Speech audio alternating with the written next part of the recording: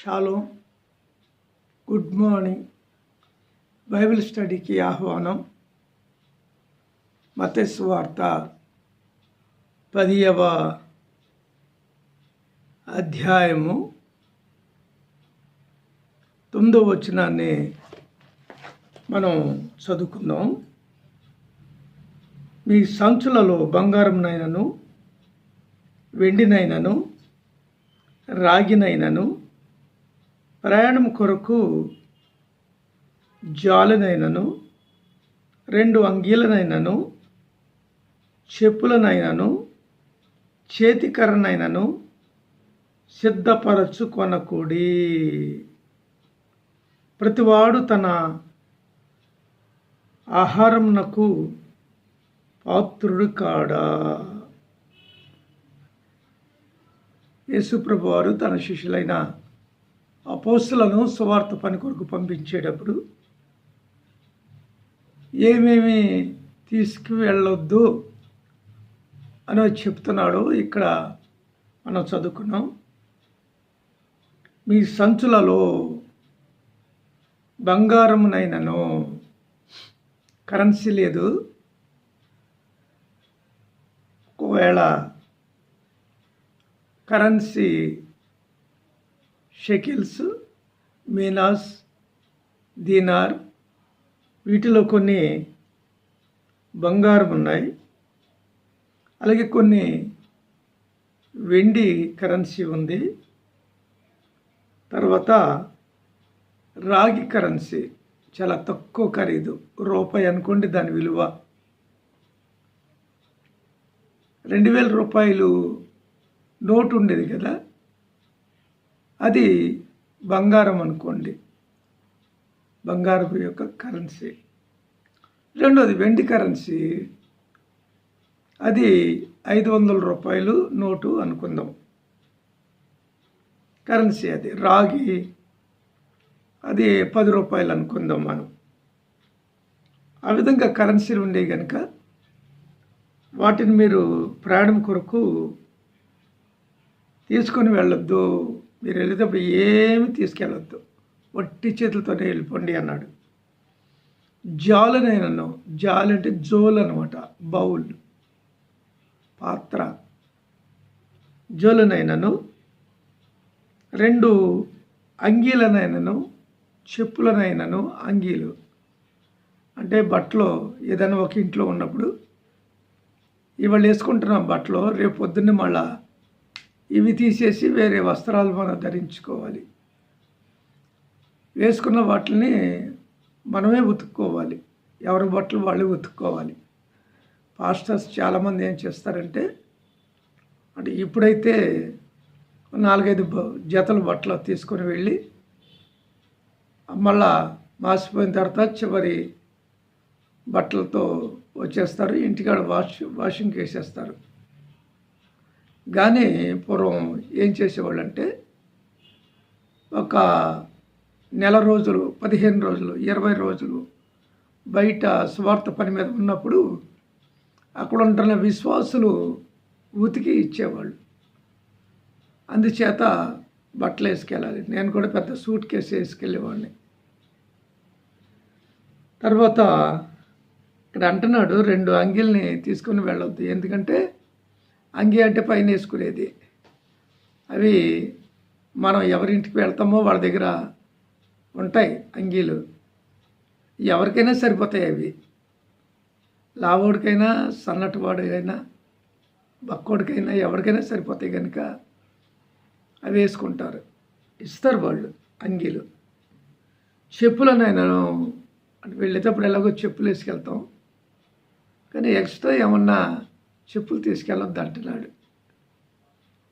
చెప్పులనైనాను చేతికర్రనైనాను. ప్రయాణికులు పూర్వం చేతికర్రను వాడేవాళ్ళు.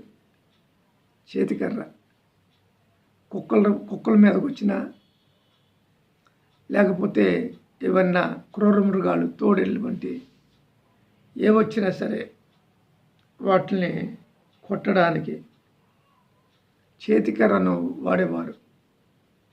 చేతికర్రకు ఒక టైటిల్ ఉంది, ఏంటంటే స్నేహితుడు అన్న టైటిల్. అంటే కర్ర ఉంటే రెండో వ్యక్తి ఉన్నట్లు లెక్కే. ఇద్దరు కలిసి ఎంత దూరమైనా ప్రయాణం చేయొచ్చు. ఒకరికి ఒకరు కాపుదల, సహాయం. అలాగే కర్ర ఉంటే మాత్రం ఎంత దూరమైనా సరే ఒంటరిగా వెళ్ళిపోవచ్చు. నా యొక్క ప్రయాణాల్లో కూడా చాలాసార్లు కర్రను ఉపయోగించుకున్నాను.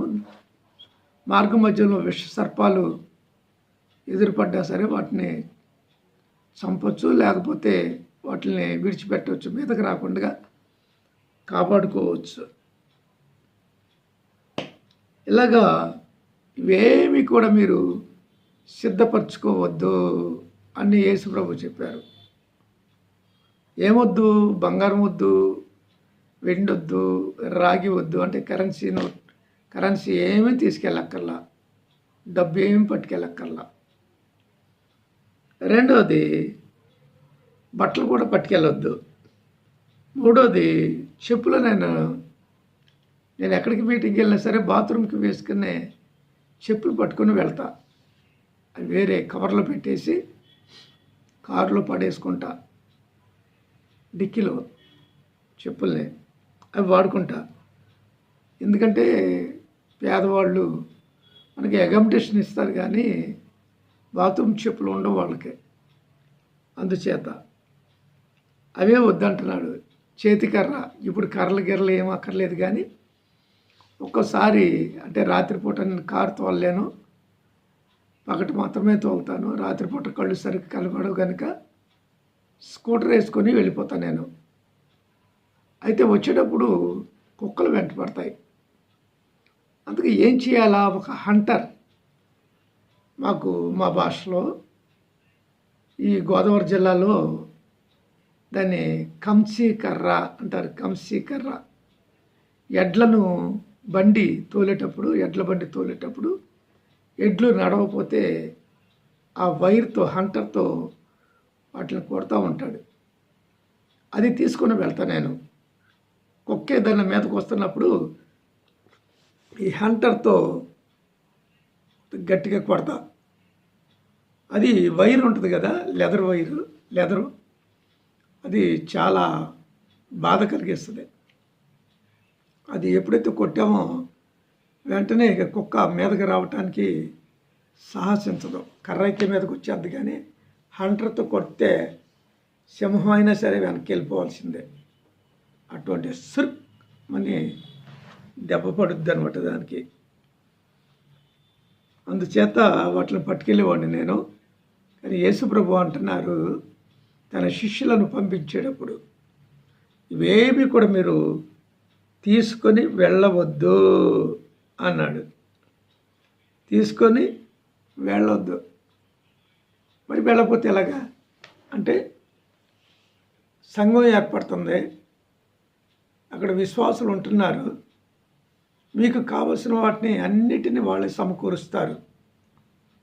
అకామిడేషన్, రెండోది భోజనం, మూడోది వస్త్రాలు, నాలుగోది జత, అంటే జత కలిపి మీతో పాటు కొంత దూరం వస్తారు. ఈ విధంగా మీకు సహాయంగా వీళ్ళందరూ ఉంటారు కనుక మీరేమి దేని కొరకు కూడా మీరు వెతుక్కోవద్దు అని చెప్పాడు. కానీ ఈ 2000 సంవత్సరాల తర్వాత ఇప్పుడు పరిస్థితులు తారుమారు అయిపోయినాయి కనుక ఇప్పుడు మరి అపోస్తులకి చెప్పిన మాటలు ఇప్పుడు లేవు. అలా జరగట్లేదు ఇప్పుడు. ఎందుకు జరగట్లేదు ఏంటో తర్వాత వర్షన్కి వెళ్ళినప్పుడు మనం వాటి గురించి మనం చెప్పుకుందాం. అంతవరకు సెలవు. షలోమ్. మళ్ళీ రేపు కలుసుకుందాం.